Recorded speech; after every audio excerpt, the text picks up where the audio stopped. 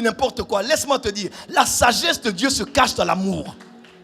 S'il y a quelqu'un qui pouvait regretter, c'était la personne qu'on appelle Jésus. Parce qu'il a choisi des hommes qui l'ont lâché à la fin de la mission.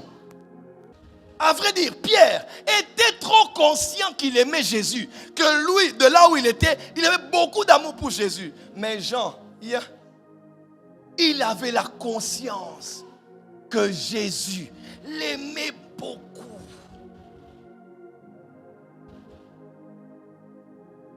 Ici est le vrai problème de notre génération.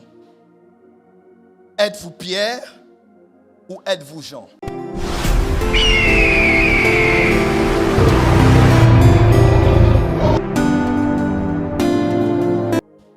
Oh my God. Dis à ton voisin, l'amour, c'est la lumière. Dis à ton voisin, l'amour, c'est la véritable lumière. Donc, prophète Canos, il est possible d'être lumière et de marcher dans les ténèbres. Ah oui, il y a beaucoup de gens. Tu sais, quand tu es quelqu'un, tu deviens aveugle. La haine, c'est comme la jalousie. Quand tu t'as fait une fixation sur quelqu'un, tu es jalouse de la femme, jaloux de cet homme. Ou bien tu es cet homme, tu es cette femme. Ton raisonnement, tu ne seras plus lucide. Tout ce qui peut marcher pour lui faire du mal, lui faire disparaître, est bon à être utilisé. Mais l'amour, c'est bien. L'amour nous rend vulnérables, mais nous rend extrêmement sécurisés.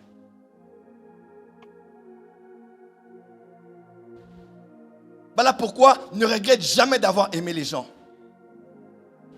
Ne regrette jamais d'avoir fait du bien aux gens. Ne regrette jamais d'avoir été une bonne personne pour une mauvaise personne. Et ne pense jamais que tu as perdu ton temps ou que tu as fait du n'importe quoi. Laisse-moi te dire, la sagesse de Dieu se cache dans l'amour. S'il y a quelqu'un qui pouvait regretter, c'était la personne qu'on appelle Jésus. Parce qu'il a choisi des hommes qui l'ont lâché à la fin de la mission. Mais malgré ça, après la résurrection, il revient vers Pierre et il dit à Pierre, Pierre, m'aimes-tu? Peu importe ta réponse, mon choix est clair, paie mes brebis. Parce que malgré la trahison, je continue à croire en toi parce que je t'aime. Quand je parle de l'amour, je commencerai à 2 dimensions. La première dimension, c'est comme Jean a dit, nous avons cru en cet amour. Alors, qui écrit cette épître? C'est Jean. Pasteur Ben. Jean, dans son évangile, il s'identifie plus d'une fois comme le disciple que Jésus aimait beaucoup.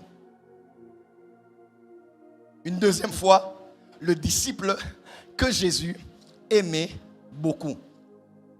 La question que je vous pose, est-ce que Jésus aimait Jean plus que tous les disciples? Non. Jésus n'aimait pas les disciples, Jean plus que tous les disciples. C'est ce que vous n'avez pas compris. Quand on dit que Jean lui-même dit, ce n'est pas Jésus qui a dit. Jean dit le disciple que Jésus aimait beaucoup. Vous avez l'impression que c'est vrai. Jésus, de tous ses apôtres, il aimait le plus Jean.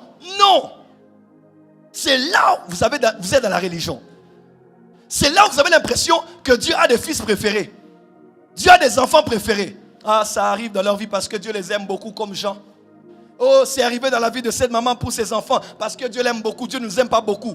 Dieu nous aime tous de la même manière.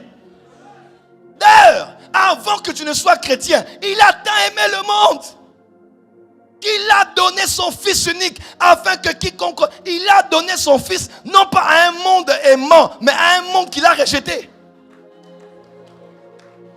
L'amour de Dieu consistant, c'est que lorsque nous étions encore pécheurs, Christ est mort pour nous. Donc ce n'est pas une question de tu as aimé Dieu. Non, c'est lui qui t'a aimé. Dis à ton voisin, il n'y a pas des enfants préférés de Dieu. Dis à ton voisin, Dieu nous aime tous. Change de voisin, dis voisin. Il n'y a pas d'enfant préféré de Dieu. Dieu nous aime tous. Alors qu'est-ce que cela voulait dire cette expression? Pasteur Faïta, ça voulait tout simplement dire que de tous les apôtres de Jésus, un seul, dans le temps qu'il a passé avec le maître, un seul a été conscient et a cru, comme il disait dans 1 Jean, il a cru que Dieu est amour et que Jésus l'aimait beaucoup. Est-ce qu'on avait interdit à Matthieu, quand il écrivait, de dire que le disciple que Jésus aimait beaucoup? Quand Marc écrivait, ou quand les autres ont écrit les épîtres, même Pierre, dans 1 Pierre, 2 Pierre, qu'est-ce qu'il a interdit de dire que le disciple que Jésus aimait beaucoup? À vrai dire, de toutes ces personnes, ces gens qui avaient eu la révélation, non pas qu'il aimait Jésus, mais que Jésus l'aimait beaucoup. Mais Pierre, il croyait et il avait la conscience que lui, Pierre, il aimait Jésus beaucoup.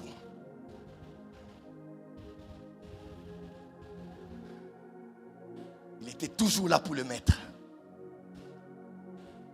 Même quand il faut couper l'oreille, il faut couper l'oreille. Parce que personne ne touche à mon maître tant que je suis là. Parce que moi, je l'aime beaucoup. À vrai dire, Pierre était trop conscient de son amour pour Jésus. Mais Jean était trop conscient de l'amour de Jésus pour lui. Tiens. À vrai dire, Pierre était trop conscient qu'il aimait Jésus. Que lui, de là où il était, il avait beaucoup d'amour pour Jésus. Mais Jean, il avait la conscience que Jésus l'aimait beaucoup.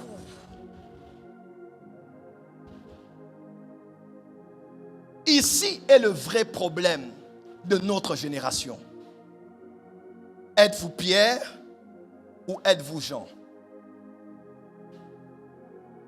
Francophonie, église de la francophonie, église du Congo, saints serviteurs de l'autel. Sommes-nous des pierres ou sommes-nous des gens? Nous sommes dans une génération où tout le monde veut faire le marketing de qui il est, de ce qu'il fait et de ce dont il est capable, même de la position qu'il a auprès de Dieu. Ainsi, tout le monde travaille dans les réseaux sociaux. Tout le monde compose des cantiques, donne des thèmes à leurs sermons. Je ne dis pas tout le monde, mais une bonne partie aujourd'hui. Pourquoi? Pour l'image que les gens doivent avoir de moi. Pour l'image que Dieu doit avoir de moi. Je suis quelqu'un de pur. Je suis quelqu'un de pieux. Je suis quelqu'un de différent. Moi, j'aime Jésus plus que eux. Moi, j'aime le prophète plus que eux. Moi, j'aime l'église plus que eux. Laisse-moi te dire, ce qui impressionne Dieu, ce n'est pas ce que toi tu fais pour lui, mais c'est combien tu es conscient de ce qu'il a fait pour toi. Je ne sais pas si quelqu'un m'a compris ce soir. C'est là où je vais vous choquer maintenant. Ce qui impressionne Dieu, ce n'est pas combien tu fais pour qu'il voie que tu as fait. Ce qui impressionne Dieu, c'est combien tu connais et tu es conscient de ce qu'il a fait pour toi. Voilà pourquoi il n'y a rien qui est plus que l'évangile. On peut prophétiser, on peut guérir des malades. Il n'y a rien qui est plus que la bonne nouvelle de l'évangile. C'est la lumière qui brille dans un monde de ténèbres. La religion, c'est qu'est-ce que tu fais pour plaire à Dieu. Mais le christianisme, c'est la conscience, le savoir et la révélation de ce que Dieu a fait pour toi en envoyant son Fils qui est né d'une vierge, né sous la loi, qui est mort, qui est ressuscité, qui est assis à la droite du Père. À la croix, en passant, il avait dit, tout est accompli. Il n'y a pas une œuvre que tu feras qui intimidera Dieu plus que ce que son Fils a fait à la croix.